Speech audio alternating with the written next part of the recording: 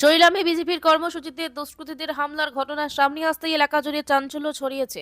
অভিযোগ, সোমবার বিকেলে অনুষ্ঠিত বিজেপির একটি সভাস্থলে হঠাৎই দুষ্কৃতীরা হামলা চালিয়ে ফ্ল্যাগ ফেস্টুন, টেবিল ও চেয়ার ভাঙচুর করে তছনছ করে দেয়। ঘটনাস্থলে বিশৃঙ্খলার পরিবেশ সৃষ্টি হলে কর্মীরা আতঙ্কিত হয়ে পড়েন। রাজনৈতিক মহলের দাবি, বিরোধী দল সিপিএম বা কংগ্রেস অনুমতি নিয়ে কর্মসূচি করলে সেখানে দুষ্কৃতীদের হামলা হুজ্জতে নতুন নয়। এরই ধারাবাহিকতায় গতকালই আগরতলার ৬ আসনের নোয়াগাঁও এলাকায় কংগ্রেসের কর্মী সম্মেলনে হামলার অভিযোগ উঠেছিল। তার মাত্র ২৪ ঘন্টার মধ্যেই বিজেপির সভায় হামলার ঘটনায় রাজনৈতিক অঙ্গনে নানা প্রশ্ন উঠছে। যদিও হামলার পেছনে কোনো মহল জড়িত তা এখনো স্পষ্ট নয়, তবে স্থানীয় সূত্রের দাবি রাজনৈতিক মহলে জল্পনা চলছে। সরকারি শরিক দল মথার কিছু কর্মী এই ঘটনায় জড়িত থাকতে পারে, তবে এই বিষয়ে কোনো প্রতিক্রিয়া এখনো মেলেনি। ঘটনার তদন্তে নেমেছে পুলিশ প্রশাসন, পরিস্থিতি নজরে রাখছে বলে জানা গেছে। আজকে সুতারমারার বাজারে আমাদের ভারতীয় জনতা পার্টি জনজাতি মোর্চা উদ্যোগে একটা বাজার সভা ছিল। এই বাজার সভা আরম্ভ হওয়ার আগে কিছু এলাকার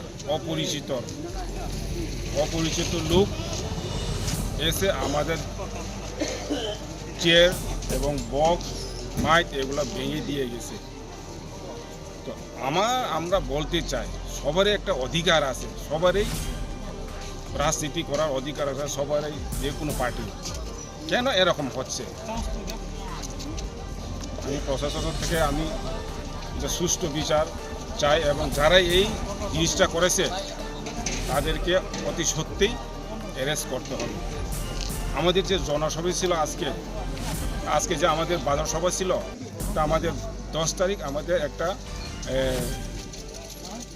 আগরতলাতে আমাদের বড় একটা জমায়েত ছিল। তো এই জমায়েত আমাদের সারা ত্রিপুরা রাজ্যে হাজার হাজার লোক আসবে। এই কারণে ডিপ্লোমাত এবং অন্যান্য দলগুলা বয়ে আমাদের যে কর্মীদেরকে কীভাবে আটকানো যায় সে প্রচেষ্টা চালাচ্ছে, কিন্তু আমাদের কর্মীগুলা বই পাবে না। আমাদের এই 10 তারিখে সবাই আমরা ওইখানে অংশগ্রহণ করবে এবং ওই 10 তারিখের যে পুরোটা আমরা স্বতঃস্ফূর্তভাবে আমরা সাকসেস করব।